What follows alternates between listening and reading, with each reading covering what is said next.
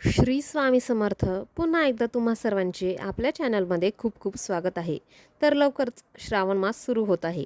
श्रावण म्हटले की आपल्या डोक्यात दोन गोष्टी ह्या चटकन येतात. पहिली म्हणजे श्रावणी सोमवारची महादेवाची पूजा आणि दुसरे म्हणजे मंगळागौर व्रत किंवा मंगळागौरीची पूजा. यावर्षी श्रावण हा 13 ऑगस्ट 2026 वार गुरुवारपासून आरंभ होत असून 11 सप्टेंबर 2026 वार शुक्रवारी श्रावण हा समाप्त होत आहे. तर श्रावण महिन्यात केल्या जाणाऱ्या मंगळागौर व्रताबद्दल सविस्तर माहिती मी या व्हिडिओमध्ये सांगत आहे, म्हणून आपला हा व्हिडिओ शेवटपर्यंत नक्की बघा. श्रावण महिना सुरू होताच आपल्या सर्वांना वेध लागतात ते मंगळागौरचे. मंगळागौर हे श्रावण महिन्यातील सर्वात महत्त्वाच्या व्रतांपैकी एक व्रत आहे. हे व्रत माता पार्वती म्हणजेच गौरी मातेला समर्पित असून विशेषतः विवाहित महिलांसाठी याला मोठे धार्मिक आणि सांस्कृतिक महत्त्व आहे. मंगळागौर ही फक्त एक विधी नाही, तर ती कौटुंबिक ऐक्य, स्त्री शक्ती आणि सांस्कृतिक परंपरेचा उत्सव म्हणून साजरा केला जातो. 13 ऑगस्ट ते 11 सप्टेंबर या दरम्यान श्रावण मास असल्याने मंगळागौर व्रत हे या दरम्यान असलेल्या 4 मंगळवारी येईल. पहिली मंगळागौर ही 18 ऑगस्ट 2026, दुसरी मंगळागौर ही 25 ऑगस्ट 2026, तिसरी मंगळागौर ही 1 सप्टेंबर 2026 आणि शेवटची म्हणजे चौथी मंगळागौर ही 8 सप्टेंबर 2026 रोजी असणार आहे. तर मंगळागौरचे हे व्रत श्रावण महिन्यातील प्रत्येक मंगळवारी केले जातेच. काही ठिकाणी मंगळागौर हे लग्नानंतरची पहिली 5 वर्षे केली जातात आणि त्यानंतर म्हणजेच 5व्या वर्षी उद्यापन केले जाते. तर काही महिला हे व्रत आयुष्यभर करतात. माता पार्वती या सुख, समृद्धी, सौभाग्य आणि शक्तीचे प्रतीक आहेत. धार्मिक मान्यतेनुसार श्रद्धेने मंगळागौरीची पूजा केल्यास वैवाहिक जीवनात आनंद, कुटुंबात सुख, शांती, नवरा बायकोतील प्रेम वाढते अशी मान्यता आहे. काही ठिकाणी 5व्या वर्षी या व्रताचे उद्यापन केले जाते. उद्यापनामध्ये एक विशिष्ट पूजा, सुवासिनींचे पूजन, वाण सामान देणे म्हणजे वाण सामान म्हणजे काय की जसं शृंगाराचं सामान, देवीप्रती कृतज्ञता, तसेच सुवासिनी स्त्रियांचे छोटे मोठे घरगुती खेळ, नाच असे कार्यक्रम घेऊन उद्यापन केले जाते. त्यानंतर काही महिला व्रत थांबवतात, तर काही जणी आयुष्यभर मंगळागौर व्रत करतात. तर मंगळागौरची पूजाविधी कशी असते, काय साहित्य लागते, व्रताचे फळ काय, मंगळागौरच्या दिवशी खेळ का खेळतात, ह्याची संपूर्ण माहिती मी पुढे सांगितलेली आहे. तर मी पुढे सांगितलेली आहे. तर मंगळागौर पूजेसाठी श्रावण महिन्यातील दर मंगळवारी तुम्हाला सकाळी लवकर उठून स्नान करून स्वच्छ किंवा शक्य असेल तर नवीन वस्त्रे म्हणजेच नवीन साडी परिधान करा. देवपूजा करून सूर्याला अर्घ्य द्यावे. दारातील अंगण स्वच्छ करून छोटीशी का होईना रांगोळी काढावी.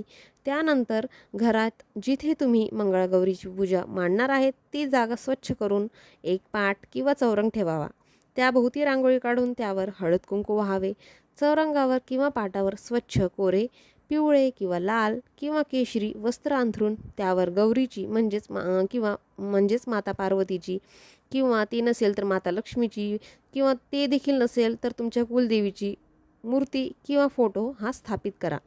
हळद कुंकू, अक्षता, फुले, हार, एखादे गोड फळ मूर्ती किंवा फोटोला अर्पण करा. तुपाचा किंवा तेलाचा दिवा लावा. धूप अगरबत्ती लावा. मंगळागौरीची कथा वाचावी किंवा वाचणे शक्य नसेल तर ती ऐकावी. मंगळागौरीची कथा तुम्हाला गुगलवर भेटून जाईल किंवा कुठल्याही धार्मिक ग्रंथांच्या दुकानात मंगळागौर कथेचं पुस्तक हे तुम्हाला भेटून जाईल.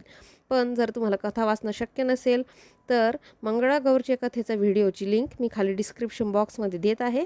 तुम्ही तिथे जाऊन त्या व्हिडिओवर ती कथा अवश्य ऐकू शकतात. त्यानंतर आरती करावी.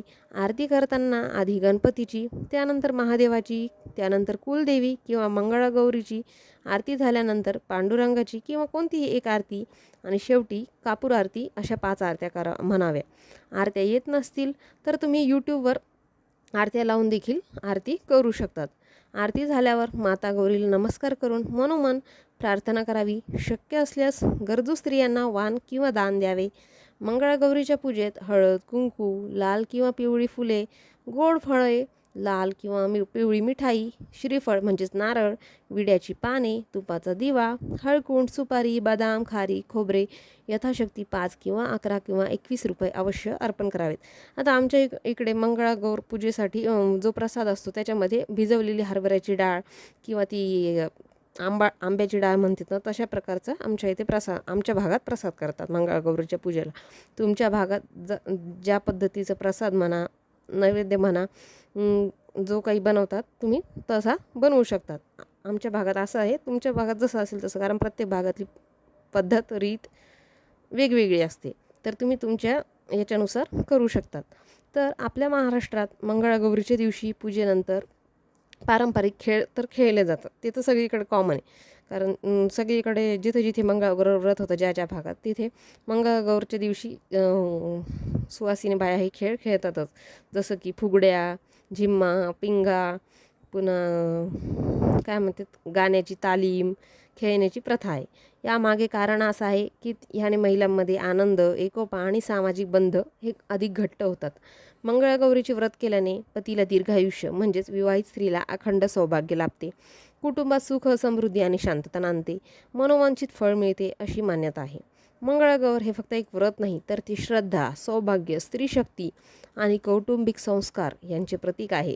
धार्मिक मान्यतेनुसार जर आपण माता गौरीची मनोभावे पूजा केली तर आपले वैवाहिक जीवन हे सुख, समृद्धी आणि ऐश्वर्याने भरून जाते आणि आपल्या पतीचे आयुष्य वाढते. त्यासोबतच पती पत्नीमधील प्रेम वाढते. म्हणून प्रत्येक विवाहित स्त्रीने हे व्रत अवश्य करावे. तर आजचा व्हिडिओ इथेच संपवते. व्हिडिओ कसा वाटला ते मला कमेंट करून नक्की सांगा. आवडला असेल तर लाईक, शेअर आणि आपल्या चॅनलला सबस्क्राईब नक्की करा, जेणेकरून तुम्हाला अशीच नवनवीन माहिती वेळोवेळी भेटत जाईल. तर श्री स्वामी समर्थ. जय जय स्वामी समर्थ.